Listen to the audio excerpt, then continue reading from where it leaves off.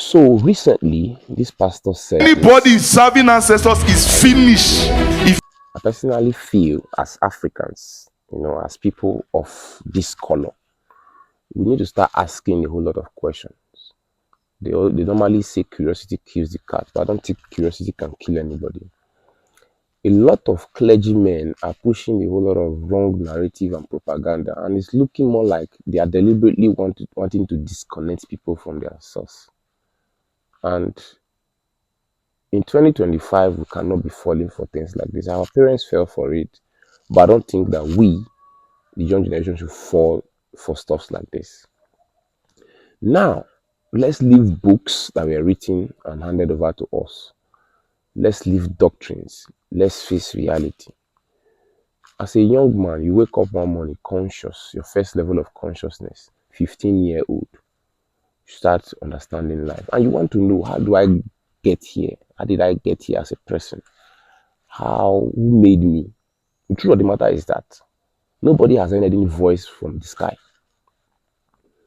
We all just create this illusion, and give them names.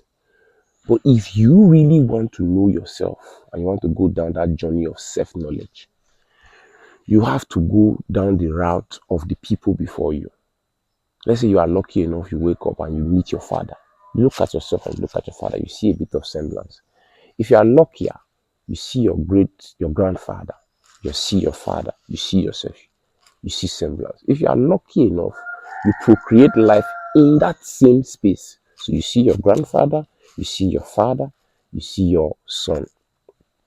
Now, I'm lucky enough to have seen my grandfather, my father, myself, and my son. And I've also heard stories about my great grandfather. And when I align every single thing, I see a purpose in our family lineage. Unlike the way many of you demarket this whole thing and make it look like it's all negative, negative, negative. I see a positive, I see a path.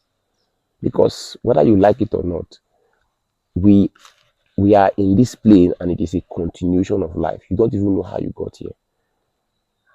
So the only route that people can use to know themselves and, identify as humans, you are cutting it off because why? You want to preach a doctrine that will suit you. Now, these people that you are trying to demonize, these people you are trying to talk down on, they survived in times that you that is talking, you cannot survive. They survived in times where there was no television, there was no communication. There was a time, this thing you want to say, if you want to say it, you must have people in front of you.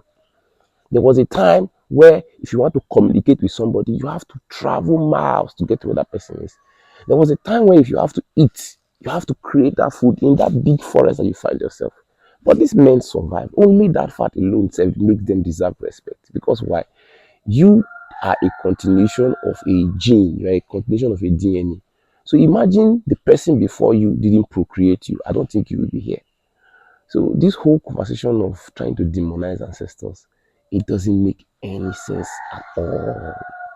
It doesn't make any sense at all. Like I said, nobody has any voice from any sky. Nobody has ever seen anything aside books that we have read. But if you really want to go down that route, which is very dirty, like many of you want to look at it, you have to go down the route of knowing who was before you and who will be after you.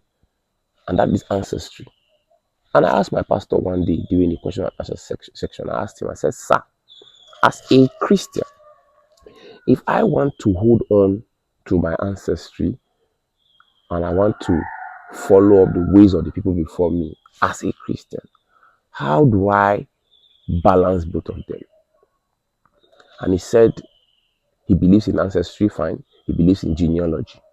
But the moment you become a Christian, after beating through all the bush, he said the moment you become a Christian, you are now from Zion. That everything in your DNA, everything about you is no longer, I guess the way he said it. But for me, I understood it.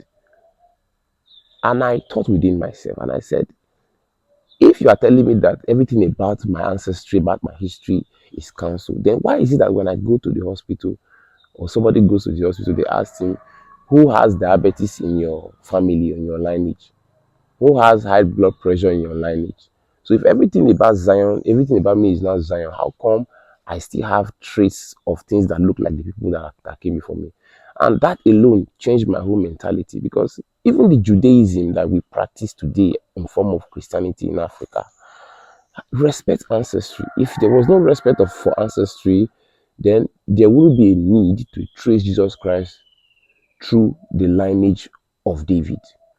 There wouldn't be people reverencing Abraham, Isaac, and Jacob. That is ancestry. So why is it that when it comes to Africa, when it comes to we here, we want to demonize, we want to make it look so dirty? To every single young man that is watching this video, to every single young person that is watching this video, curiosity will not kill you. Ask questions. That is the thing that they did to our parents that we cannot allow them to do to us. I know so nobody asks me, but we have to keep saying these things. Since some of them are not guessing for this internet, and you keep peddling propaganda and peddling lies because you want to push your own narrative and your own stories, we will tear on ahead. We will put the knowledge for inside. Respect your ancestors. For the fact that somebody survived the harsh conditions to get you here is enough reason for you to respect your ancestors. Ancestors cannot be evil. If there is evil in your bloodline, that means there is evil in you. Think about it.